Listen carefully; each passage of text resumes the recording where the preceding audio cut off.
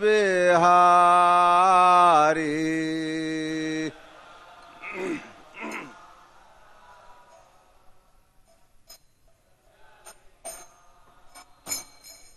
जय हो राधा माधव कुंज बिहारी।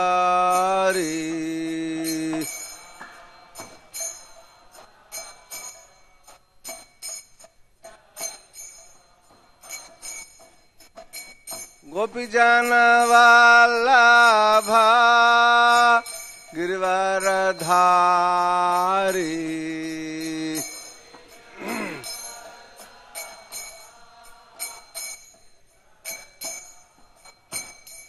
जय हो गोपी जन वल्लभा गिरवरधारी।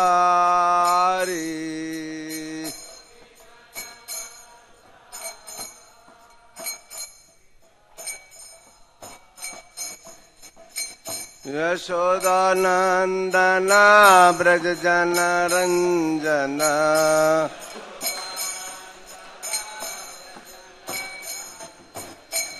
यमुना तेरा बनचारी।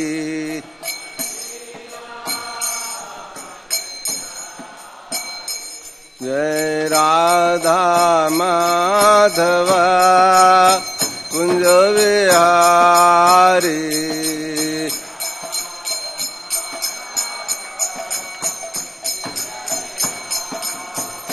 जय हो राधा माधव कुंज बिहारी।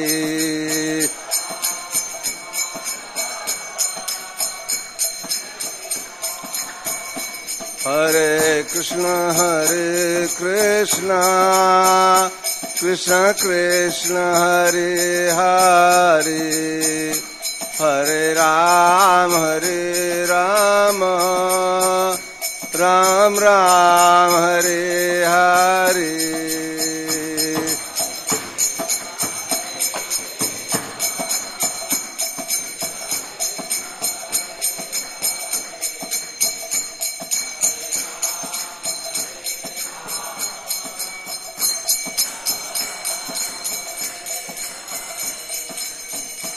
हरे कृष्ण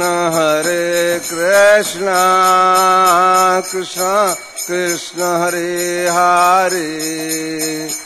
हरे राम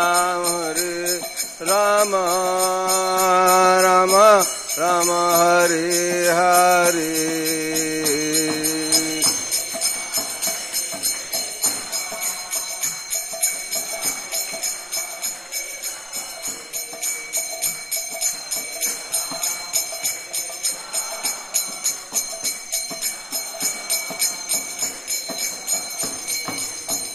जय राधा पार्थ सारथे राधा पार्थ सारथे राधे।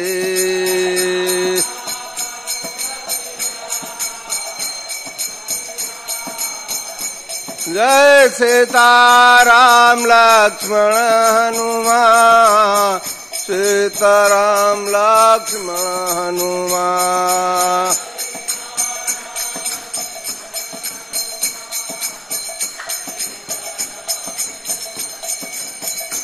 निताय गौर हरि बो हरि बो हरि बो हरि बो।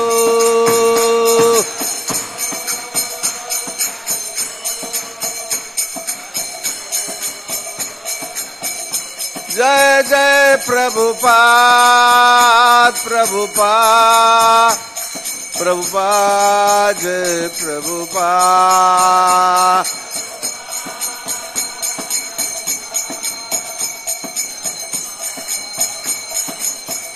जय जय गुरुदेव गुरुदेव गुरुदेव गुरुदेव।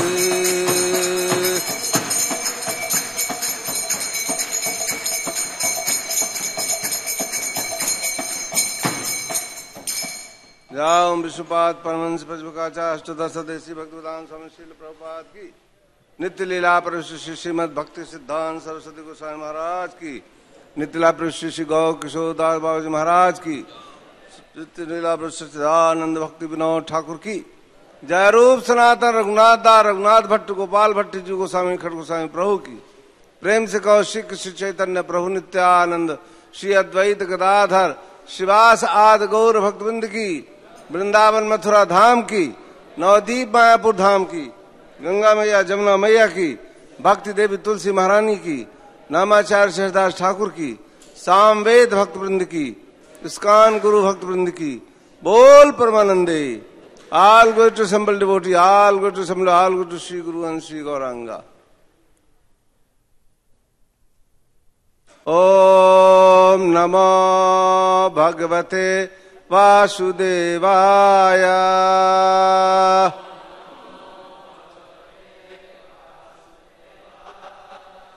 Om Namo Bhagavate Vasudevaya.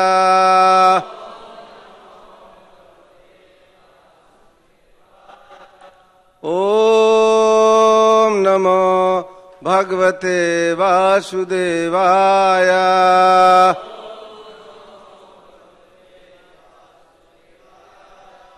Ajnanatimirandhasya Jnananjana Salakaya Chakshurunmilitam Yena Tasmai Shri Gurave Namah. Sri Chaitanya Manavrestam स्थापितं येन भूतले स्वयं रूप कदा मह्यं ददाति स्वपदान्तिकां।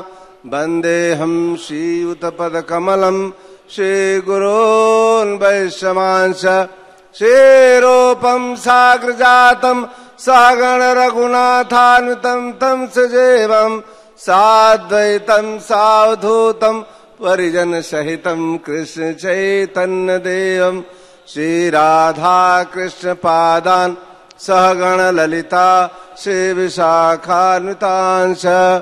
हे कृष्ण करुणा सिंधु दीनबंधो जगतपते गोपेश गोपिका कांत राधा कांत नमस्तुते। तप्त कांचन गौरांगी राधे वृंदावनेश्वरी वृषभानुसुते देवी प्रणमामि हरिप्रिये। वाञ्छाकल्पतरुभ्यश्च कृपा सिन्धुभ्यमेव च पतितानां पावनेभ्यो वैष्णवेभ्यो नमो नमः। जय श्री कृष्ण चैतन्य प्रभो नित्यानंद श्री अद्वैत गदाधर शिवासादि गौर भक्तवृंद। हरे कृष्णा कृष्णा कृष्णा हरे हरे हरे राम राम राम हरे हरे। नमः ओम विष्णुपादाय कृष्ण प्रेष्ठाय भूतले श्रीमति भक्ति वेदांत स्वामी इति नामिने। नमस्ते सरस्वती देवे गौरवाणी प्रचारिणे निर्विशेष शून्यवादी पाश्चादेश तारिणे।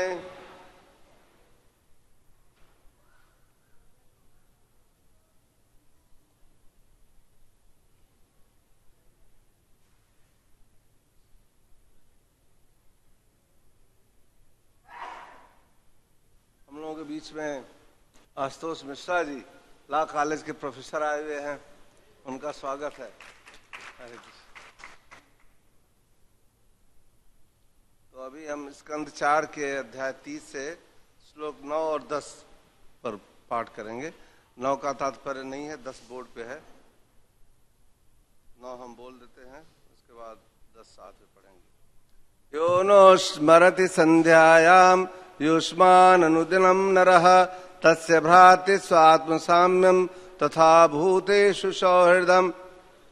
भगवान ने आगे कहा, जो प्रतिदिन संध्या समय तुम्हारा स्मरण करेंगे वे अपने भाइयों के प्रति अथवा अन्य समस्त जीवों के प्रति मैत्री भाव रखेंगे। अभी 10वां एक साथ बोलिएगा। एतु माम रुद्र गीतेना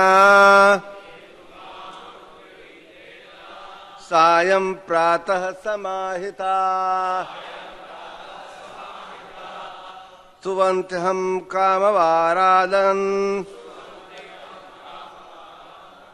दास्ये प्रज्ञां च शोभनाम् एतु मां रुद्रगीतेन सायं प्रातः समाहिता स्तुवन्त्यहं कामवारान् दास्ये प्रज्ञा च शोभना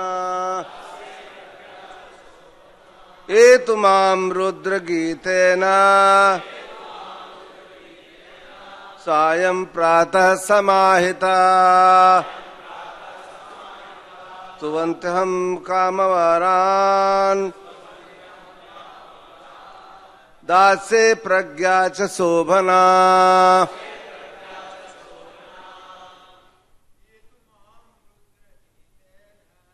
एतु मां रुद्रगीतेन सायं प्रातः समाहिता स्तुवन्त्यहं कामवरान्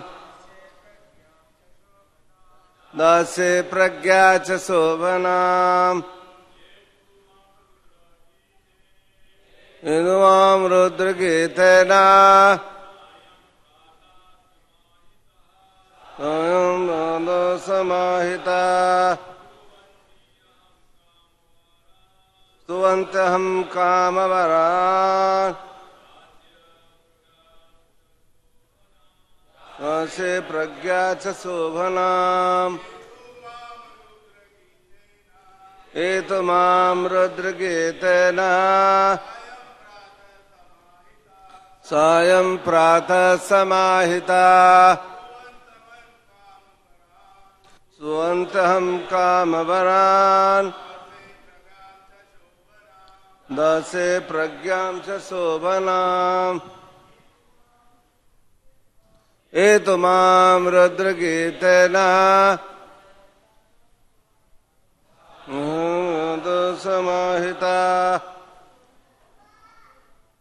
स्तुवन्त्यहं कामवरान् दास्ये प्रज्ञां च शोभनाम्। माता जी, एतु मां रुद्रगीतेन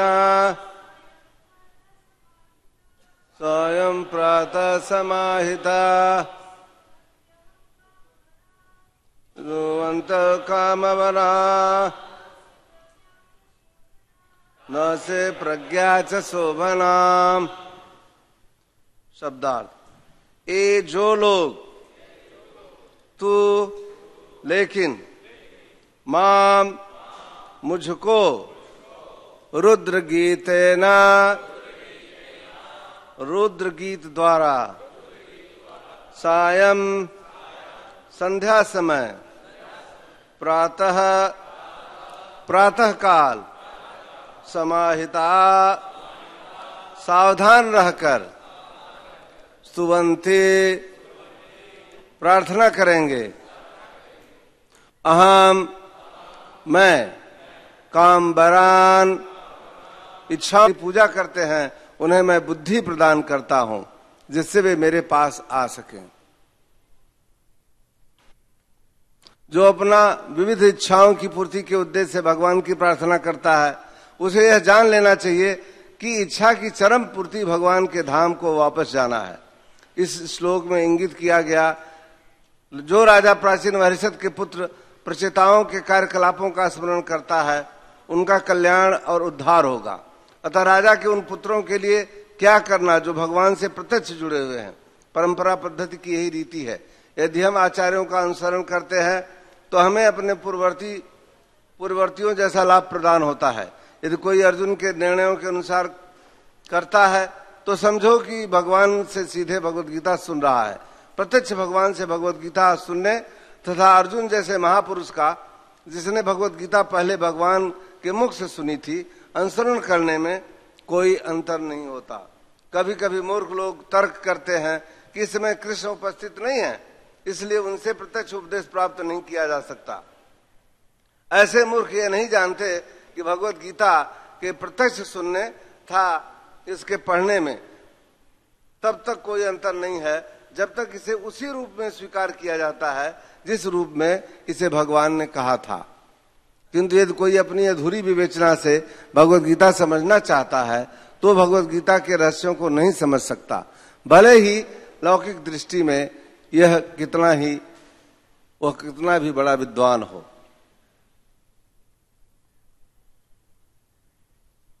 श्लोक और अनुवाद एक बार फिर से बोल देता हूं। एतु माम रुद्र गीतेन सायं प्रातः समाहितः स्तुवन्तहं कामवरान् दास्ये प्रज्ञा च शोभनाम।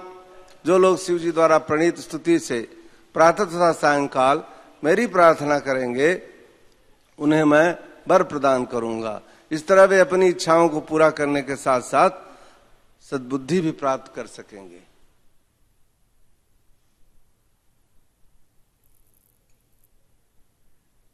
ओम ज्ञानतिमिरन्धस्य ज्ञानञ्जनशलाकया चक्षुरुन्मीलितं येन तस्मै श्रीगुरुवे नमः। विष्णुपादाय कृष्णपृष्ठाय भूतले भक्ति वेदांत स्वामीति नामिने नमस्ते सरस्वती देवे गौरवाणी प्रचारिणे निर्विशेष शून्यवादी पाश्चादेस्तारिणे।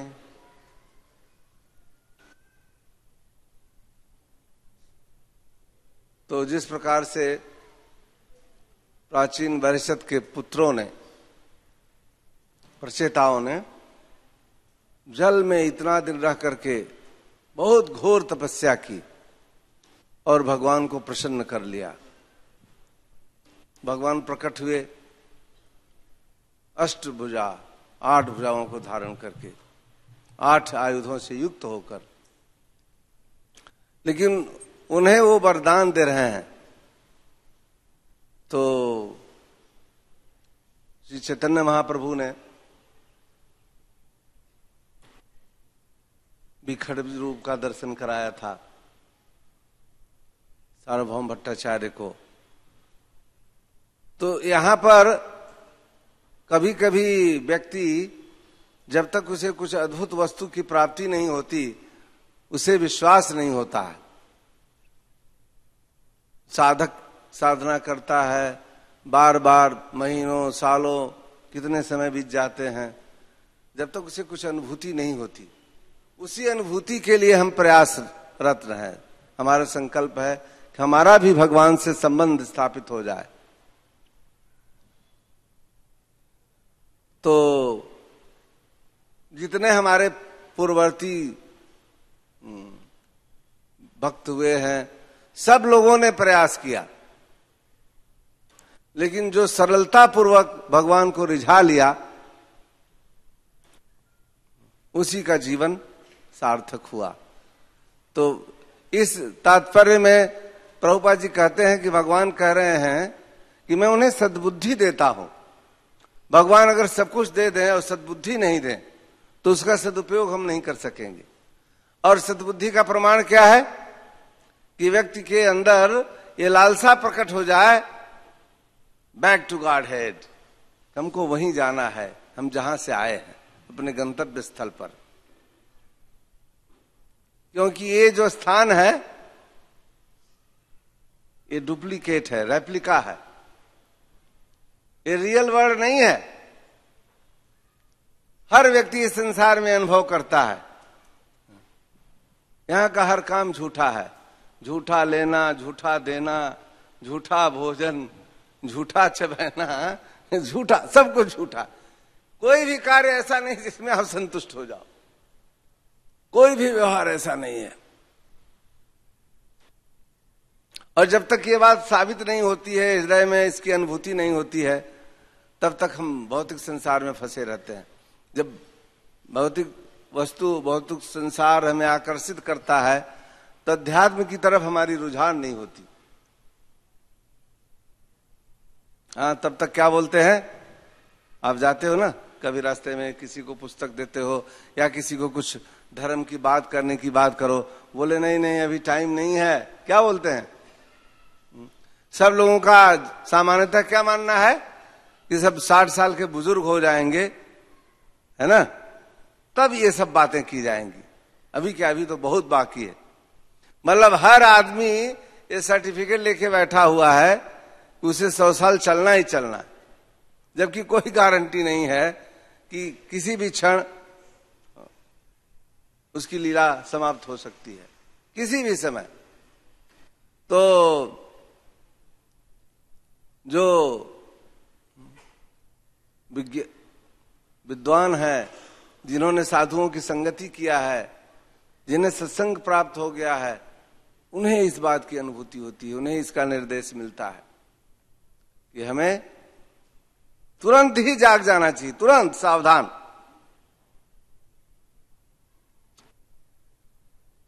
जब भी हम सावधानी पूर्वक भगवान की प्रार्थना करते हैं,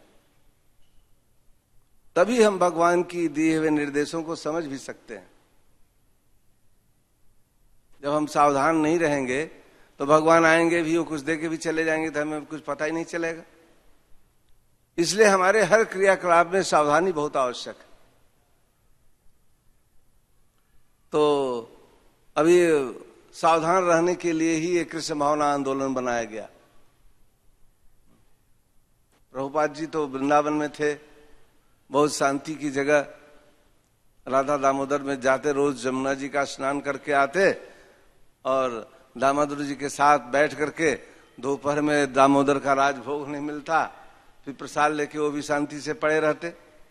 लेकिन नहीं, परम कारुणिक वैष्णव बहुत कारुण्य लग रहा था कि अरे ये पूरा संसार जल रहा है, कैसे इनका उद्धार होगा।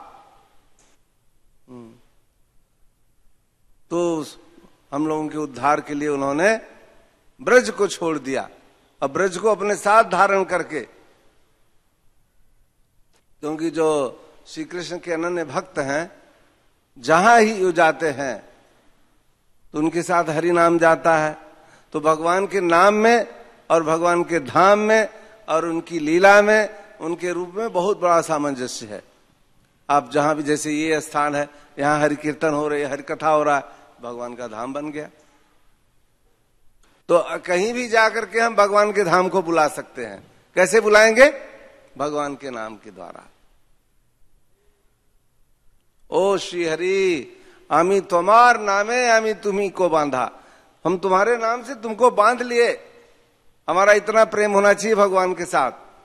भिन्ना तव नाम नामिनः, भगवान के नाम और उनमें कोई भी अंतर नहीं है, अभिन्न संबंध है। अब यह है कि हम नाम का जप कैसे करते हैं। प्रभुपाद जी ने कितना अच्छा सिस्टम, साइंटिफिक सिस्टम दे दिया। सवेरे सवेरे ब्रह्म मुहूर्त में मंगल आरती आएंगे।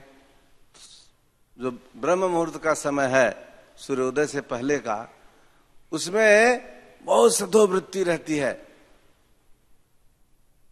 पापी से पापी व्यक्ति भी सवेरे जब उठता है तो उसका मन बड़ा शांत रहता है। उस समय जब हम साधना करते हैं तो भगवान के प्रति अगाध प्रेम प्रकट होता है। लेकिन माया है, वो हमें घसीटती रहती है, वो बोलती है अरे नहीं, कोई देख थोड़ी रहा, आज सो जाओ। हाँ,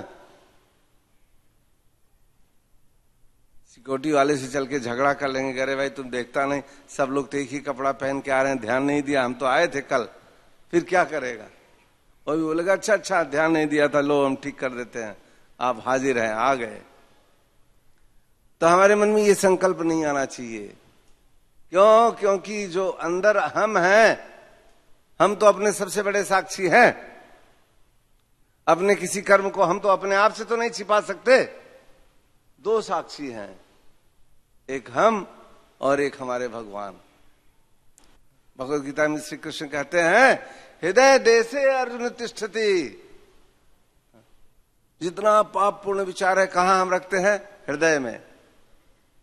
और जितने महत्वपूर्ण विचार हैं और सबसे महत्वपूर्ण व्यक्तित्व है भगवान, वो भी कह रहे हैं मैं तुम्हारे हृदय देश में बैठा हुआ हूं। अब अंतर यही है कि अगर हम भगवान को ढकेलना चाहते हैं, निकालना चाहते हैं, तो सारे पाप पूर्ण विचारों को यहां भर दें, जगह ही नहीं बचेगी, भगवान कहां बैठेंगे फिर।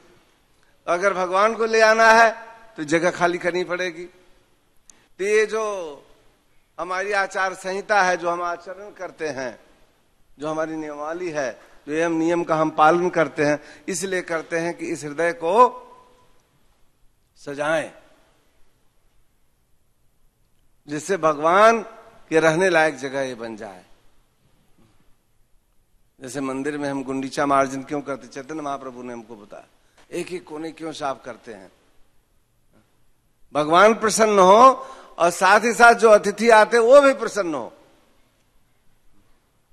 जब भी दूसरे लोग आते हैं तो बोलेंगे अरे कुछ भी हो, देखिए इस कान में फर्स्ट क्लास की सफाई रहती है। दूसरे मंदिरों में बहुत गंदगी रहती है। क्यों? क्योंकि इस कान में भक्त रहते हैं और दूसरे मंदिर में वो लोग ध्यान नहीं देते। वो तो सोच रहे हैं कि ले आया, जो रोज आता है कुछ चढ़ोतरी करता है उसे दूर से ही बुलाएंगे, पंडित जी आओ आओ भैया, अरे आपके लिए इंतजार कर रहे थे, जल्दी आइए जल्दी आइए। उन्हें माला भी पहनाएंगे, उनका स्वागत भी करेंगे। और जो भक्त है किसी प्रकार का भेद नहीं करता, वो तो ये जानता है जो भी जीवात्माएं भगवान की शरण में आ रही हैं, सबका स्वागत है। और जो भगवान के प्रति स्नेह नहीं रखते उनका भी स्वागत वो करते हैं,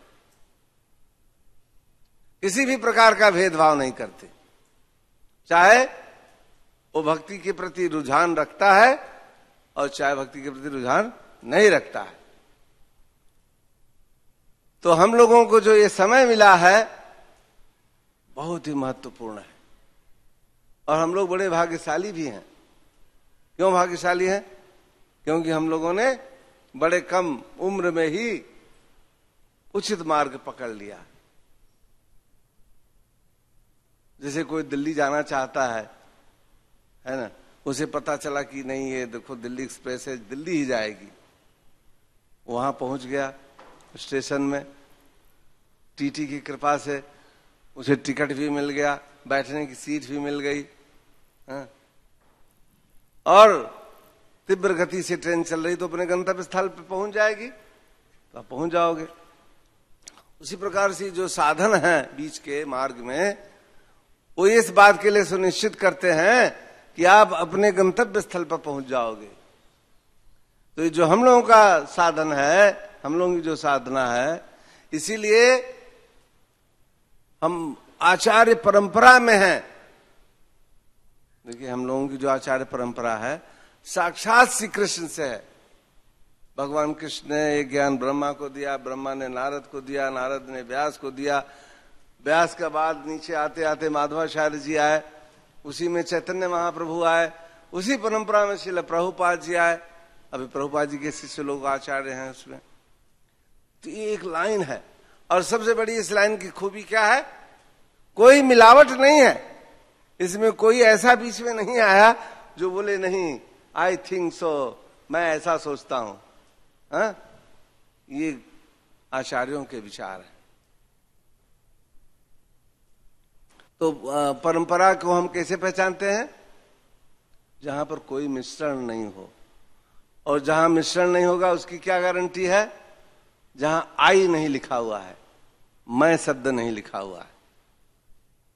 शास्त्र की प्रामाणिकता का सबसे बड़ा परिचय है जब जो लेखक है वो पूर्वाचार्यों के ऊपर अपना सारा भाष्य आधारित करता है।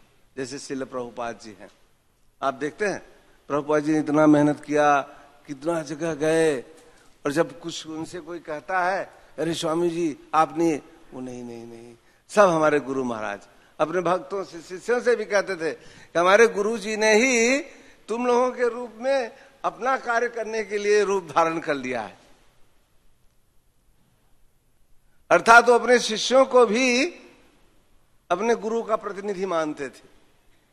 वो सोचते थे कि श्रील भक्ति सिद्धांत सरस्वती ने ही अपने कार्य को पूरा करने के लिए, पूर्ववर्ती आचार्यों के कार्यों को पूरा करने के लिए ये विभिन्न रूप धारण कर लिया है। ये महानता है आचार्य की। वो अपने प्रयास को, अपने निज प्रयास को श्रेय नहीं देता, बल्कि वो जो पूर्ववर्ती आचार्य हैं उनकी कृपा की आकांक्षा करता है, और पूरा जितना भी इसका वो है यश पूर्ववर्ती आचार्यों को देते हैं। तो भगवत प्राप्ति के लिए सबसे बड़ा साधन क्या है? ये पूजा लाभ प्रतिष्ठा से दूर रहने के लिए। क्योंकि ये भौतिक संसार में जानते हैं कोई आदमी क्यों काम करता है? Name fame glory same old story. क्यों? हर आदमी क्यों काम कर रहा है? पूछता है, अरे भाई देखो, वो पेपर देखेगा, कोई पेपर की कटिंग देखेगा, कोई बिलबोर्ड देखेगा, कहीं भी, हाँ, कोई नेता बनेगा तो उस ढूंढेगा कि उसका नाम किसी में आया कि नहीं आया, हाँ, उसकी प्रसिद्धि है, लोग उसको जानते हैं नहीं जानते हैं। वो इसी के लिए पूरा जीवन प्रयत्नशील रहता है। और संत किसके लिए कार्य करता है? वो श्री कृष्ण की प्रसन्नता, अपने गुरु, अपने आचार्य वर्गों की प्रसन्नता के लिए कार्य करता है। सबसे बड़ा अंतर यही है। भौतिकवादी व्यक्ति और आध्यात्मिक व्यक्ति में क्या अंतर है? सबसे बड़ी पहचान यही है। भौतिकवादी अपने लिए परेशान होता है, अहम मामेति, वो सोचता है सब हमारा है, सब हमारे लिए है, ये अपने हैं, ये पराये हैं। और आध्यात्मिक व्यक्ति क्या सोचता है? ये सब प्रभु के हैं। श्री कृष्णाय वयम नमः। सब प्रणाम, जो कुछ भी हम करते हैं वो सब ठाकुर जी के लिए, गोविंद जी के लिए, श्री राधा पार्षाथी के लिए करते हैं। और करते कैसे हैं? अपने मन से नहीं करते। गुरु, साधु, शास्त्र, हम लोगों की क्या डिसिप्लिन है? तीनों, गुरु, साधु, शास्त्र। तो शास्त्र हमारा मार्गदर्शक है। शास्त्र के आधार पर साधुओं ने जो बात कही है और उसी आधार पर हमारे गुरु जी हमको बता रहे हैं, ये तीनों चीजें लाइन में होनी चाहिए। अगर जिस जगह, जिस परंपरा में गुरु आकर के 30 माह खां बन गया, क्या बोलेगा? स्वयंभू, स्वयं प्रकट हुआ है, हाँ, वो गुरु नहीं, वो जालिया है, फौडेवी है, वो 420 है, हाँ, वो कहाँ का निवासी है? तिहाड़ जेल का वासी है। कहाँ का निवासी है? डायरेक्ट उसको वहां जगह मिलनी चाहिए। क्यों? क्योंकि आध्यात्मिक जीवन में कोई भी चीज अपनी नहीं है, ये परंपरा में आती है। परंपरा में आती है इसलिए इस पर कहीं कठिनाई नहीं है। आंख बंद के आप विश्वास कर सकते हैं। कोई बात आपने कहा, कोई बात कह रहा है, तो आपने शास्त्र को देखा कि हाँ भाई ये जो कह रहे हैं ये तो शास्त्र उचित है, साधुओं ने ऐसी बात कही है, और बात समझ में नहीं आई तब फिर हम अपने जो सीनियर लोग हैं, हमारे गुरु महाराज हैं, उनसे पूछ सकते हैं। तो ये क्लियर हो जाती है, फिर हमें किसी भी प्रकार का इसमें कंफ्यूजन नहीं रहता। हमारी विवेक बुद्धि इस निर्णय को प्राप्त करने के लिए उसके पास पाथेय है, शास्त्र का पाथेय है। अब यह है कि क्या हर व्यक्ति भगवान को प्रसन्न करके प्रकट कर लेगा? क्या हम लोग प्रचेता बन सकते हैं? नहीं। क्यों नहीं बन सकते? हाँ, हम किसी से कम नहीं है। ये जो आत्मा है ये परमात्मा का अंश है। इसमें जितनी भी उपाधियां लगा दी जाए इसमें कोई परिवर्तन नहीं होता। ये सच्चिदानंद स्वरूप, बस इसकी यही एक डिग्री है कि वो सच्चिदानंद परमात्मा का ही अंश है और अंशी के रूप में हम सर्वशक्तिमान हैं। भगवान की शक्तियां अनलिमिटेड हैं, तो हम चाहे छोटे ही उनकी छोटी शक्ति को रखते हैं, लेकिन वही क्वालिटी है, वही शक्ति की क्वालिटी है। तो आप समझ लीजिए, जैसे कोई बहुत बड़ा दहकता हुआ आग का भंडार हो, उसमें वही तप्तता, वही गर्मी है, और उसमें से सुई निकाल के गर्म करके निकालो, वो भी दहका देगी। तो चाहे भले ही हम एक क्षुद्र अंश हैं, लेकिन हम बड़े शक्तिशाली हैं। सबसे बड़ा कार्य क्या है, यहां आने का प्रयोजन क्या है? हम लोगों ने तो अपना बहुत सा समय बनाया, बिताया, 84 लाख योनियों में आए। कभी हम बैल थे, कभी बकरी थे, कभी शुतुरमुर्ग थे, पता नहीं 84 लाख योनियों में सभी जीवन बिता लिए। तो ऐसा मत समझो कि मनुष्य का जो जीवन मिला है ये द्विपाद पशु नहीं है। क्या है? ये देव जन्म है, देवताओं का जन्म है। जो लोग स्वर्ग लोक के वासी हैं उनका जीवन है ये। जो काम वो वहां नहीं कर सकते हैं, कि वहां कर्म भूमि नहीं, वहां भोग भूमि है। वहां जाकर केवल भोग ही भोग भोगते हैं, कुछ बना बिगाड़ नहीं सकते। वहां तो क्रेडिट कार्ड जैसे है ना, अगर आपके क्रेडिट कार्ड में 5,000 की शक्ति है तो आप जाओ 1, 2, 5, 50, 100, 500, जहां 5,000 पूरा हुआ फिर वो कार्ड बिल्कुल यूजलेस हो गया। फिर आप बार बार मशीन में डालते रहो, उसमें से एक पैसा नहीं निकलेगा। उसी प्रकार से जब हम देवलोक में जाएंगे तो हमने जितने पुण्य किए हैं जो ही वो खत्म होते हैं, मृत्यु लोकम विशंति, फिर वापस नीचे गिर जाएंगे, आ जाएंगे आप। लेकिन यहां आकर के हमें देवलोक की कामना नहीं करनी चाहिए। यद गत्वा न निवर्तन्ते तद्धाम परमम मम। अब भगवान वही केवल बता रहे हैं इस गीता में कि मेरे धाम, back to God. Prabhupada ji ने देखो इसीलिए अपने मैगजीन का नाम क्या रखा? पढ़ोगे भी किताब तो उसका ऊपर देख के ही समझ में आएगा कहां चलना है, भगवान के धाम। हमारा सारा प्रयास केवल एक ही कार्य के लिए है, उठना, बैठना, चलना, फिरना, बातें करना, सबका एक ही प्रयोजन है। क्या? बैक टू गॉड हेड, कि हम भगवान के धाम वापस चलेंगे। तो एक तरह से बड़ा सरल है। सरल इसलिए है कि हम राइट ट्रैक पर हैं, हमारे पास टिकट भी है, ट्रेन भी है, फास्ट ट्रेन है, ट्रैक सही है। अब यह है कि अगर हम या तो इससे उतर जाए और या तो उसका जो ब्रेक है लगा दें, फिर हम नहीं पहुंचेंगे। भक्ति सिद्धांत सरस्वती महाराज उदाहरण देते हैं ना कि एक गांव की बंगाल की बारात निकली, तो वहां पहले नदियों के द्वारा यात्रा लोग करते थे। तो सोचे भाई सवेरे सवेरे पहुंचे रहेंगे लोग, रात भर नाव खे रहे हैं, लेकिन उसका जो लंगर था वो किनारे लगा हुआ था और सब लोग अपना नाव देख रहे हैं, चल रही है, पानी उछल रहा है। सवेरे हुए तो पता चला रहे हो तो उसी किनारे में बैठे हैं। क्यों? अरे भाई ये तो लंगर ही किसी ने नहीं निकाला था। तो अगर हम लोगों का लंगर यहाँ भौतिक संसार में कहीं अटका हुआ है, काम, क्रोध, लोभ, मोह, मद, मत्सर, इन खट विकारों में से किसी विकार में हम उलझे हुए हैं, फंसे हुए हैं, तो फिर हम कितना भी दूरी तय करेंगे पार जाएंगे नहीं, पड़े रह जाएंगे। इसलिए हमें इन नियमों का बड़ा सावधानी से पालन करना है। अब देखिए परीक्षित जी तो बड़े सुयोग्य पात्र थे और तक्षक ने उन्हें गिन करके 7 दिन दे भी दिया था।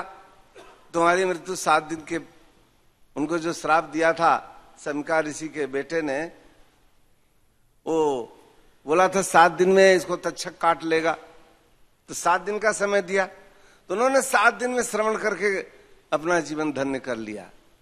लेकिन प्रभुपाद जी ने और हमारी परंपरा ने भागवत को इस तरह से प्रतिस्थापित किया कि प्रतिदिन नित्यम भागवत सेवया, तो हमें रोज भागवत का श्रवण करना है, रोज।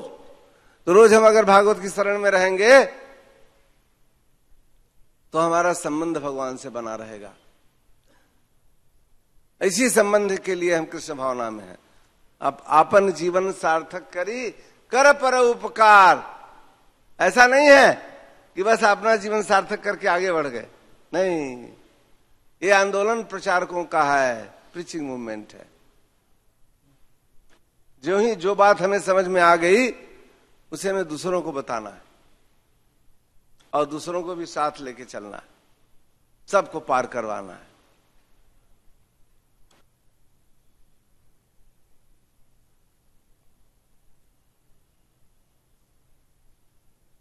बहुत से लोग हैं जिनके मन में ये आता है कि अरे भाई बहुत पुराने हो गए हैं, सीनियर हो गए हैं, है ना, अब क्या, एक समय था, चले गए थे मंगल आरती में, सब कुछ किया हुआ है। उनसे बात करें तो यही बोलेंगे अरे हम सब किए हुए हैं भाई, अब क्या जिंदगी भर थोड़ी करेंगे। लेकिन इस आत्मा का तो वृद्धावस्था आने वाला नहीं है, ये तो हमेशा नूतन है और इसके सब काम नए हैं। तो रोज की साधना रोज के लिए है, हम साधक जीवन भर के लिए है। और ऐसा ही नहीं कि जब हम भगवान के पास जाएंगे तो वहां निष्क्रिय हो जाएंगे। क्यों? क्योंकि आत्मा के लक्षण यही है, ये सक्रिय है, क्रिया। हाँ, हम हमेशा एक्शन में रहेंगे। तो हम भगवान के धाम भी जाएंगे तो वहां किस लिए जाएंगे? ठाकुर जी की लीला में सेवा करने के लिए, कोई न कोई सेवा की याचना। हम तुलसी महारानी कहते हैं ना, क्या? सेवा अधिकार दिए करो निज दासी। हे तुलसी महारानी, आप हमें सेवा का अधिकार दो। हम अपने आप को क्या समझ रहे हैं कि हमें तो सेवा मिली ही नहीं, तो सेवा का अधिकार की याचना करते हैं। लेकिन जो कुछ सेवा मिली हुई है वो अभी कम सेवा नहीं है। सबसे बड़ी सेवा जानते हैं क्या है? क्या? हाँ? 16 माला जप। सबसे बड़ी सेवा है प्रभुपाद जी की पुस्तकों को दूसरों को देना। दो राकेश बैठा हुआ है, सबसे बड़ा सेवक। जानते हैं सबसे बड़ी सेवा क्या है? प्रभुपाद जी की पुस्तकों को, क्योंकि ये अज्ञात सुकृति है। जब वो पुस्तक आप किसी को देते हो तो टाइम बम की तरह उनके घर में रखी रहेगी, कोई न कोई उसे जरूर खोलेगा, और जो खोलेगा वो क्रांति करेगा। वो बोलेगा अरे नहीं भाई बहुत हो गया, बहुत प्याज लहसुन खा लिए, अब नहीं खाएं। आप देखते हो ना, हर घर में झंझट होना शुरू क्यों होती है? जहां भी प्रभुपाद जी की पुस्तक जाती है वहां एक ज्ञान की चिंगारी प्रकट हो जाती है। तो सबसे बड़ी सेवा क्या है? क्योंकि हम माला भी जपेंगे तो हमारा मन नहीं लगेगा, लेकिन जब हम पुस्तक देंगे किसी को, सुकृति बनेगी। तो जब हमारी पवित्रता होगी, हमारे कर्म की शुद्धि होगी, तब हमारा मन, फिर हमें ये लगेगा कि अरे भाई इनको तो दे दिया। कभी कभी आप जाओगे पुस्तक देने तो कोई पूछेगा अरे महाराज आप तो हमेशा इसी के साथ रहते हो, कुछ हमको भी बताओ। फिर क्या करोगे आप? तो बोलोगे नहीं भैया पढ़ के चलो, नहीं तो फंस जाएंगे रास्ते में। हाँ, फिर आप पढ़ना शुरू करोगे। तो जब पढ़ोगे तो आप हर पेज में देखोगे हरे कृष्णा। प्रभुपाद जी एक बार नहीं लिखते। अब प्रभुपाद जी देखते हो कभी ये नहीं लिखते कि महामंत्र का जप करो, वो टोटल लिखते हैं, क्योंकि महामंत्र हजारों हैं। यहाँ एक मंत्र थोड़ी है, यहाँ जितने मंडे मतिर भिन्ना, जितनी जीवात्मा है उतने गुरु है और उतने महामंत्र भी उनके। हाँ, लेकिन कल सल्तनत उपनिषद में ये 16 अक्षर का जो महामंत्र है इस तरह से इंगित है। इसी का जप, इसी को हम इस युग के लिए, इस युग का अवतार है। नाम रूपे कलिकाले कृष्ण अवतार, इसी नाम के रूप में भगवान प्रकट हो गए। इसी मंत्र को हमें जपना है और इस मंत्र को जप करना है और करवाना है। केवल अगर हम अपने जप कर लेते हैं तब हमारा काम पूरा नहीं होगा। क्यों? क्योंकि हमारे जो आचार्य हैं वो अपने लिए कोई कार्य नहीं करते, वो चाहते हैं सारे लोग का कल्याण हो, पूरे संसार का कल्याण हो। क्यों? क्योंकि प्रभुपाद जी देखिए जगत गुरु हैं, तो इसका मतलब जितने लोग हैं सब उनके शिष्य हैं। तो जब सबको आप दोगे उनकी पुस्तक, तब आप उनके शिष्यों को, जो अभी तक उनकी पुस्तक प्राप्त नहीं किए हैं, उनके गुरु की वाणी उनके हाथ में पहुंचा रहे हैं। तो सबसे बड़ा हितैषी कौन है? जो व्यक्ति प्रभुपाद जी की पुस्तक को जीवात्मा को प्रदान करता है बिना भेदभाव के, चाहे कोई भी व्यक्ति हो, कोई स्त्री, कोई पुरुष, कोई किसी देश का। इसीलिए देखिए इस्कान के प्रयास से इस समय 100 भाषाओं में इस भगवत गीता का रूपांतर हो गया। हाँ, ये अरबी में भी है, हाँ, अल्लाह अकबर वाले वो भी पढ़ सकते हैं। देखो ईरान में, ईरान के हमारे बहुत से भक्त आए थे, देखा आपने ना, ईरान में, इराक में कितने जगह हैं, हर जगह प्रभुपाद जी के भक्त बैठे हुए। वो लोग उधर से चलेंगे अपना जामा वामा पहने हुए, जब एयरपोर्ट पे पहुंचेंगे बाथरूम में घुस के अपना धोती कुर्ता डाल के तिलक लगा के बाहर निकल आएंगे। इस तरह से प्रचार करते। जैसे बहुत से लोग जाते हैं ना दुबई में प्रचार करने के लिए, कैसे प्रचार करेंगे? बाहर से सूट वूट पहन के गए, वहां पहुंच के उनके बेस में सब प्रचार किया, उनसे मिले, प्रसाद खिलाया, उसके बाद जब वहां से निकले फिर एयरपोर्ट में अपना चेंज कर लिए। तो वास्तविकता ये नहीं है, यह तो एक वेशभूषा, तो एक बाह्य आवरण है। असली तो यह है कि जो भगवत गीता का संदेश है, भगवान के धाम चलना है, जो कृष्ण ने कहा हुआ है, हाँ, कि जो लोग मामन स्मर युद्धम, जो मेरा स्मरण कर रहे हैं और इस संसार में युद्ध लड़ाई लड़ रहे हैं, हाँ, वो हमारे पास आ जाएंगे। ये ज्ञान उन्हें हमें देना है। तो हम लोगों में से जितने प्रभुपाद जी के अनुयायी हैं, सबके मन में ये ब्लाइंड श्रद्धा होनी चाहिए, आंख बंद करके, कि हमें किसी न किसी रूप में प्रभुपाद जी की पुस्तकों को दूसरों को देना है। और अगर वो बात करने में इंटरेस्टेड है, अगर आप उन्हें समझा सकते हो, कन्विंस कर सकते हो, तो ये बात भी उन्हें बताना है कि भैया भगवान के धाम चलने के लिए केवल यही कली काले नाम रूपक कृष्ण अवतार, भगवान श्री कृष्ण आ गए हैं, आ गए हैं। हाँ, बोलेंगे कहाँ है? चलिए आपको मिलाते हैं, उन्हें मंदिर ले आओ। हाँ, देखिए जब भक्तों के साथ भजन करते हैं, हमने देखा है, चाहे किसी को आप बुला के लाओ इस्कॉन टेम्पल में, एक बार आता है तो मंत्र मुग्ध हो जाता है। दर्शन करेगा तो बोलेगा कि नहीं स्वामी कुछ तो है, देखिए नहीं, क्यों है कुछ? हाँ, क्यों है? बोलते हैं कि इस्कॉन की डिवोटियों के चेहरे में बड़ी रौनक रहती है। क्यों है? क्योंकि पूरा दिन वो यही कर रहे हैं, भगवान के लिए प्रयास कर रहे हैं। तो भगवान अपनी शक्ति से उन्हें सींचते रहते हैं। तो हम लोग इस बुक डिस्ट्रीब्यूशन मैराथन का इंतजार नहीं कर रहे हैं कि नहीं अब जब ही दिसंबर आएगा अभी से नाम लेकर के रखे रहो, हाँ, उसके बाद फिर अपनी सारी कलाबाजी दिखाएंगे। ऐसा नहीं, हम लोगों को 24 घंटे इस बात की फिक्र रहनी चाहिए। हमसे जो भी परिचय करता है, जो भी बात करता है, जो भी फोन करता है, जिससे भी हम मिलते हैं, उनसे एक बात कहें कि आपके पास है प्रभुपाद जी की पुस्तक? हाँ हमारे पास है। बोलो ठीक है, ये आप लीजिए, इसको अपने किसी दोस्त को दीजिएगा। हाँ, दोस्त को तो नहीं दिया, ये बात, ये आइडिया सही है, चलिए। तो आप उन्हें प्रेरणा दे सकते हैं। कुछ लोग हैं वो बोलते हैं नहीं हम 25,000 रुपया महीना कमाते हैं, कोई 10,000 रुपये कमाता है। बोलो ठीक है भैया, 200 रुपये महीने की, 300 रुपये महीने की पुस्तकें लेकर आप बांट दिया करो। हाँ, ये तो इजी है, ये तो कर सकते हैं, इसमें कोई प्रॉब्लम नहीं। तो ये आइडिया आप उनको दे सकते हो। इस प्रकार से आप उनका, ये लोक कल्याण का सबसे बड़ा सूत्र है कि हम उनके मन में प्रेरणा दें कि किसी न किसी रूप में वो प्रभुपाद जी की पुस्तकों को दूसरे लोगों को दें। क्योंकि जानते हो बुद्धिमान व्यक्ति का क्या लक्षण है? अब प्रभुपाद जी के गुरु जी क्या कहते थे भक्ति सिद्ध, this is not place for gentleman. Gentle ये जगह जो संसार है, हाँ, ये दुखालयम असासुतम, यहाँ दुख ही दुख है, हर चीज टेम्परेरी है, फिर भी रहना है। फिर इसे हम अपने वातावरण, अपने तरीके से इसको बनाएं, अपने लिए रहने लायक बनाएं। कैसे बनाएंगे? जब सब लोग हरे कृष्णा बोलेंगे, जब सब लोग भगवान कृष्ण की उपासना करेंगे, सब लोग प्रभुपाद जी ने ये घोषणा की न्यूयॉर्क में, ये पूरे संसार में देखो जो इन्होंने बनाया है यूनाइटेड नेशन।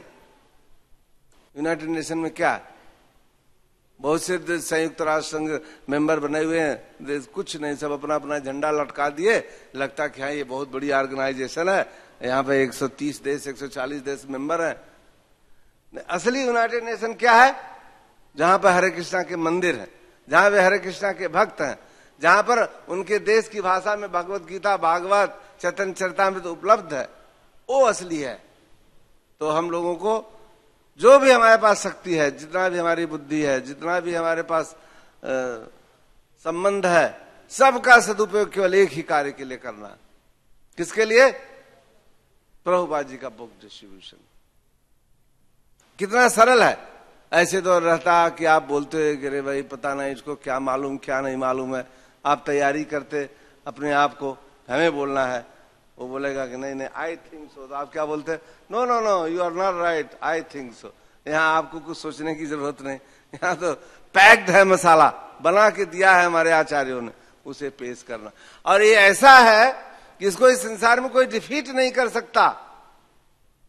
जैसे भगवान असमूर्ध हैं, भगवान को कोई हरा नहीं सकता, उसी प्रकार से उनका ये जो दिव्य ज्ञान है भगवत गीता का, क्योंकि उन्होंने दिया ना, ये ज्ञान किसका है? श्री कृष्ण ने स्वयं दिया हुआ है। इस ज्ञान को कोई पछाड़ नहीं सकता, कोई हरा नहीं सकता। ऐसा नहीं कर सकते अरे नहीं भाई जाएंगे वहां क्या होगा। विजय निश्चित है। हाँ, जहां पर यज्ञेश्वर कृष्ण है, जहां पे धनुर्धारी पार्थ है, वहां पर श्री विजय निश्चित है। यस, मिलना ही मिलना है। हम लोगों को तो केवल निमित्त मात्रम, निमित्त बनना है, चलते रहना चलते रहना, इस गाड़ी के एक पुर्जा बन जाए बस। तो इस भागवत के द्वारा, जैसे हम पहले आपको बता रहे थे कि भागवत प्रतिदिन हम यहां तो पढ़ते ही हैं, इसको अपने घर में भी पढ़ना चाहिए, अपने रूम में भी रखना चाहिए। और जो प्रभुपाद जी का तात्पर्य है, जब आप सुनते हो और जब फिर दोबारा पढ़ते हो, तब उसमें से लगेगा, ध्यान आएगा, हाँ अरे ये तो हमने ध्यान ही नहीं दिया था इस पे। क्योंकि आपको पता है ना, प्रभुपाद जी ने तात्पर्य लिखने के लिए कितना त्याग किया। 1 घंटे 2 घंटे सोते थे, उठ करके रात भर में बैठ कर लिखने लगते थे। प्रभुपाद जी के एक साथी थे शास्त्री, तो पहले अब तो पता नहीं है कि चले गए, झांसी में प्रभुपाद जी के साथ रहते थे। तो वो डॉक्टर थे, अविवाहित थे, तो उन्होंने प्रभुपाद जी को अपने साथ ठहराया हुआ था झांसी में। प्रभुपाद जी के पास तो कोई ऐसी आमदनी नहीं थी, सिंपल जीवन था, और वही प्रयाग फार्मेसी की दवाएं ले आते थे, कुछ प्रचार। तो उनका उद्देश्य व्यापार करना नहीं था, वो तो केवल एक बहाना था इलाहाबाद से झांसी आने के लिए। असलियत उनकी क्या थी? वो प्रचार करना चाहते थे। तो बोलते थे कि स्वामी जी रात में उठ करके 12, 12:30, 1 बजे कहते थे, डॉक्टर शास्त्री उठो उठो उठो। अरे कहें क्या हो गया भाई? कहें मेरे पास पूरा फार्मूला निकल आया, किस तरह से पूरे संसार का उद्धार हो सकता है। बोले भाई देखो स्वामी जी आप बूढ़े हो, आपको इतनी लगती नहीं है, हमें तो सोने दो कम से कम। हाँ, हमें, उनको तो सोने की लगी थी। और प्रभुपाद जी क्या चिंता थी कि पूरे संसार का कैसे कल्याण होगा। उसीलिए उन्होंने ये तात्पर्य लिखे। अब यही देखो ना, अब क्या गीता अभी नहीं तो आई नहीं, हाँ शाश्वत चल रही है। भगवान ने बोला था, भगवान ये नहीं कह रहे कि हम द्वापर के अंत में जब वो बोल रहे थे तभी बोल रहा हूं, कहने नहीं, ये तो लाखों साल पहले मैंने विवस्वात मनु को, हाँ सूर्य को, फिर मनु, सूर्य ने मनु को दिया। इस तरह से परंपरा चली आ रही। कभी कभी ये परंपरा लुप्त हो जाती है, फिर मैं बीच में बोल देता हूं। अर्थात ये जो ज्ञान है, हाँ ये परपिचुअल है, चला आ रहा है। तो प्रभुपाद जी ने क्या किया, इसका तात्पर्य लिखा, जिसको कि यथारूप जिस तरह से भगवान ने अर्जुन को समझाया था, उसी तरह से लोग उसको समझ सके। और वही कारण है कि आप देखो कि इसका कितना प्रभाव हुआ। पहले गीता प्रेस छापता था, फिर उसका अंग्रेजी रूपांतर हो गया था, कुछ लोग विदेशों में भी भेजे थे, कुछ असर नहीं पड़ रहा था। लेकिन प्रभुपाद जी गीता जिसके घर में पहुंची, उसका क्या हाल हुआ? हाँ, खोपड़ी टन हो गई, सर में तिलक आ गया। क्यों? गीता पढ़ा तो तभी भक्त बने थे ना, यही ना, कोई दूसरा तो नहीं है। जितने भक्त बने कैसे बने? प्रभुपाद जी की पुस्तकों ने। गीता का मतलब प्रभुपाद जी की वाणी में हर जगह सामंजस्य है। ऐसा नहीं कि कृष्ण की ओर पढ़ोगे तो उसमें कुछ दूसरा ज्ञान दे दिया, और फिर उपदेशामृत पढ़ोगे तो उसमें कुछ और बता दिया।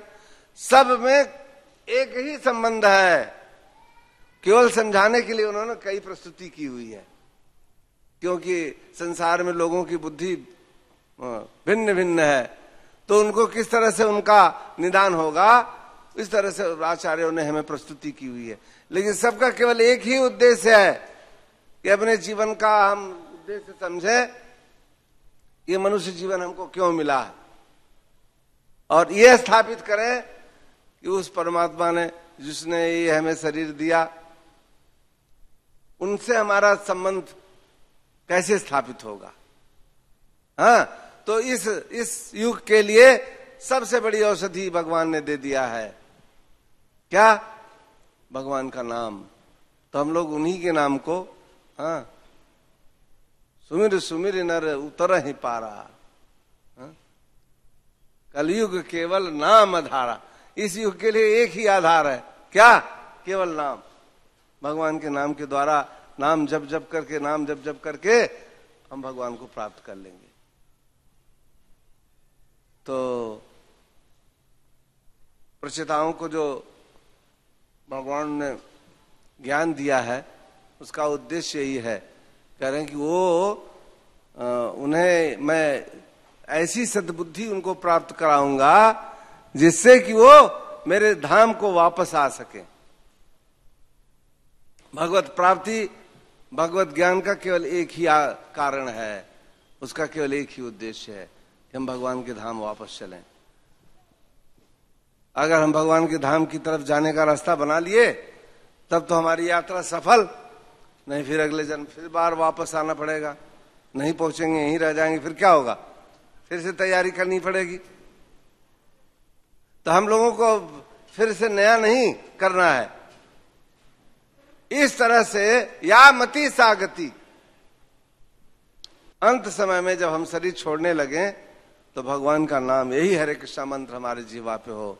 हरे कृष्णा कृष्णा कृष्णा हरे हरे, हरे राम राम राम हरे। यही कृष्ण का नाम स्मरण करते हुए हम लोग अपने जीवन को पूरा करें। ठीक है? कोई प्रश्न? कुछ नहीं? हम बोलो।